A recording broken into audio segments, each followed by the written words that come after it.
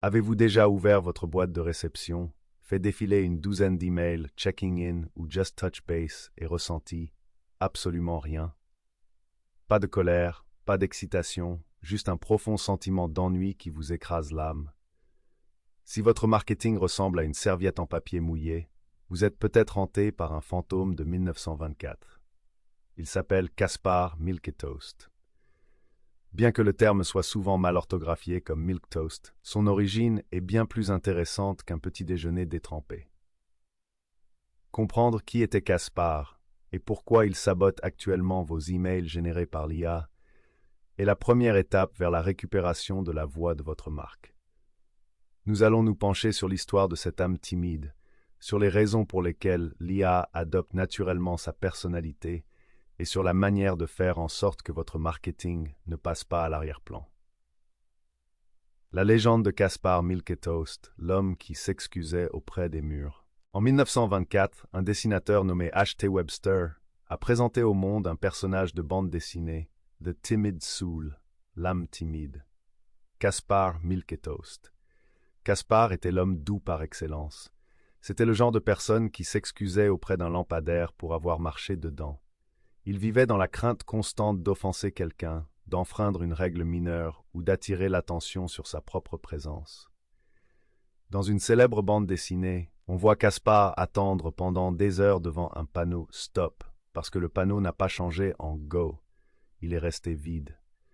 Il avait trop peur de bouger sans autorisation explicite. Dans une autre, il se retrouve coincé dans une porte tournante parce qu'il ne veut pas pousser trop fort la personne qui se trouve devant lui. Le personnage a connu un tel succès culturel que son nom est entré dans la langue anglaise en tant que nom commun. Un milquetoast est défini comme quelqu'un de faible, de timide ou qui ne s'affirme pas. Dans le monde de la comédie des années 1920, Caspar était un personnage hilarant. Il représentait les angoisses d'un monde en mutation. Cependant, dans le monde du marketing par courrier électronique moderne, c'est un désastre. Lorsque nous parlons aujourd'hui d'email milquetoast, nous faisons référence à des textes qui ont tellement peur d'être perçus comme vendeurs, insistants ou offensifs, qu'ils finissent par être complètement invisibles. Si votre email n'a pas de battement de cœur, c'est probablement parce que Caspar Milquetoast l'a écrit. Identifiez le milquetoast marketing dans la nature. Comment savoir si Caspar a pris le contrôle de votre service marketing? Pas besoin d'être détective pour le trouver. Il suffit de repérer l'absence d'énergie. Le marketing laitier se définit par l'absence d'un point. Il existe, mais il ne fait rien. Recherchez ces 3 symptômes spécifiques dans votre communication. Le piège de la voix passive. Au lieu de dire « Notre logiciel vous permet d'économiser 10 heures par semaine », un courriel de Milquetoast dira « Notre logiciel vous fait gagner 10 heures par semaine. Nous espérons que l'utilisation de cet outil vous permettra de gagner du temps. » La voix passive est le langage officiel des timides. Elle retire l'acteur de l'action. Les données de HubSpot montrent que les courriels personnalisés et directs, actifs, peuvent augmenter de 20% les opportunités de vente par rapport au modèle passif et générique. Lorsque vous utilisez la voix passive, vous ne promettez pas un résultat. Vous suggérez simplement qu'un résultat pourrait se produire à un moment donné dans le futur. 2. L'habitude de la couverture. Vos courriels contiennent-ils des mots tels que peut-être, éventuellement, peut-être ou si vous avez un moment? Ces mots sont des excuses verbales. Ils indiquent au lecteur que votre message n'est pas vraiment important. Si vous ne pensez pas que votre message mérite qu'on y consacre du temps, pourquoi le ferait-on? Caspar Milquetoast ne songerait jamais à dire à un prospect « Vous avez besoin de ceci ». Il dirait plutôt « Vous devriez peut-être envisager de jeter un coup d'œil à ceci, si cela ne vous pose pas trop de problèmes. » 3. La demande cachée ou le CTA inexistant. Un expéditeur timide n'ose pas demander la vente. Il termine son message par « Dites-moi si vous souhaitez discuter avec moi », au lieu de lancer un appel à l'action claire et directe. C'est l'équivalent marketing de se tenir à la porte d'une fête et d'attendre que quelqu'un vous remarque, plutôt que d'entrer et de vous présenter. Les mots d'action sont le moteur d'un clic. Selon Mouzend, les courriels qui mettent l'accent sur des verbes d'action dans l'appel à l'action par exemple obtenir, réclamer, commencer, obtiennent un taux de clic CTR moyen de 4,01%, alors que les appels à l'action passifs ou descriptifs, par exemple, des informations sont disponibles ici, restent souvent sous la barre des 2,3%. L'impact? Le simple fait de passer d'une description passive à une commande active représente une différence de près de 64% en termes de taux de clic. Le coût de la timidité est élevé. Selon une étude d'OptinMonster, un professionnel reçoit en moyenne 121 courriels par jour. Si votre courriel est aussi timide que celui de Caspar, il sera supprimé avant même la fin de la première phrase. Les données montrent que vous disposez d'environ 10 secondes pour attirer l'attention de quelqu'un. Vous ne pouvez pas vous permettre de passer ces secondes à être poli et vague. Si vous voulez obtenir le retour sur investissement du marketing par courriel, vous devez sortir des sentiers battus. Pourquoi l'IA aime à être un laquais? Le piège de la formation. Voici l'ironie de l'ère moderne.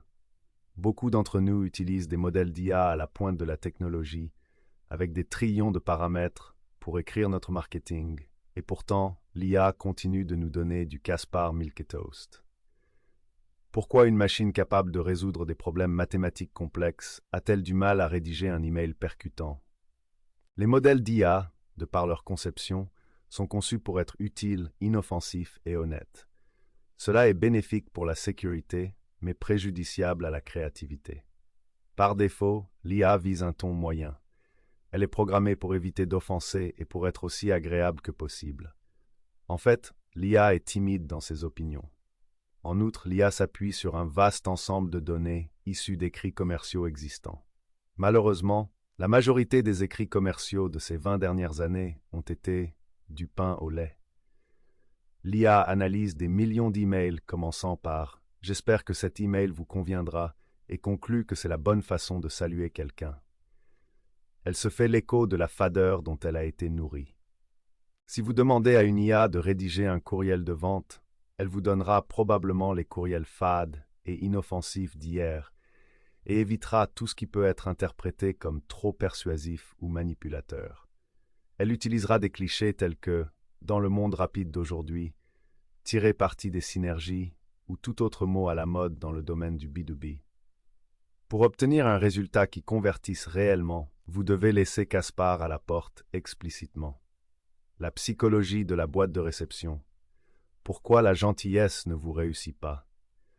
Nous pensons souvent que la politesse est le moyen le plus sûr d'obtenir une réponse.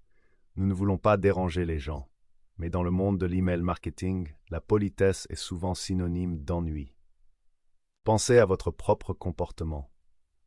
Lorsque vous recevez un courriel d'un inconnu qui commence par de longues et décousues excuses pour avoir pris votre temps, vous vous sentez respecté? Ou avez-vous l'impression de perdre votre temps? La plupart des gens éprouvent ce dernier sentiment. La franchise est une forme de respect. Lorsque vous allez droit au but, vous dites au lecteur « Je sais que vous êtes occupé et je ne vous ferai pas perdre votre temps ». Ce n'est pas de l'impolitesse, c'est du professionnalisme. Caspar Milquetoast pense être poli en divaguant, mais il est en fait une encre pour la productivité du lecteur. Application. Comment expulser Caspar de vos textes d'incitation? Pour améliorer vos résultats en matière d'email marketing et votre retour sur investissement global, vous devez adapter votre approche de l'interaction avec vos outils d'intelligence artificielle. Vous devez lui donner des instructions anti-Milquetoast.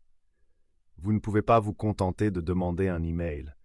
Vous devez demander un email marketing audacieux qui associe notre valeur à celle de l'utilisateur. Voici des moyens concrets de démilitariser vos messages guides d'IA. Le défi des 70 mots maximum. L'un des moyens les plus efficaces de tuer l'esprit de Caspar Milquetoast consiste à imposer un nombre de mots strict. Dites à l'IA, la longueur totale de votre texte doit être de 70 mots maximum. Pourquoi cela fonctionne-t-il? Parce qu'elle oblige l'IA à couper court à tout ce qui est superflu. Vous ne pouvez pas dire « J'espère que cet email leur sera bénéfique » et expliquer toute l'histoire de votre entreprise en 70 mots. Vous devez le faire. Identifier un point de douleur, proposer une solution, proposer un appel à l'action. La brièveté est l'ennemi des timides. La règle, pas de couverture. Le dire explicitement à l'IA, n'utilisez pas de langage de couverture. Évitez les mots tels que peut-être, éventuellement, pourrait ou peut. Utilisez des verbes actifs et des déclarations directes. Version laitière, nous pourrions vous aider à réduire vos coûts. Version audacieuse, nous réduisons vos frais généraux de 15%. Attendez les réponses. Douleur, solution, résultat. Demandez à l'IA de suivre ce cadre spécifique. Dommage, vous perdez 20% de vos prospects à cause d'un suivi trop lent. Solution. HubSpot automatise instantanément le suivi de vos prospects. Résultat, vous concluez plus d'affaires avec moins de travail manuel. L'accent n'est plus mis sur l'entreprise, mais sur le client, en soulignant que vous disposez de l'outil nécessaire pour résoudre le problème. Le retour sur investissement de l'audace. Les données ne mentent pas. Le fait d'être direct est-il réellement efficace ou s'agit-il simplement d'une préférence stylistique? Les chiffres suggèrent que l'audace est une nécessité financière. Tout ce qui ne l'est pas est une perte de temps. Selon une étude menée par Epsilon, 80% des consommateurs sont plus enclins à effectuer un achat auprès d'une marque qui propose des expériences directes et personnalisées. En outre, Statista indique que le nombre d'emails envoyés chaque jour dans le monde devrait atteindre 392 milliards d'ici à 2026. Dans un monde de 392 milliards d'emails, suffisant équivaudra à rater. Lorsque vous cessez de vous comporter comme un Casper en envoyant timidement des courriels, vos taux d'ouverture et vos taux de clics CTR tendent à augmenter parce que vous offrez enfin quelque chose de valeur au lieu de faire du bruit. Exemple de la transformation.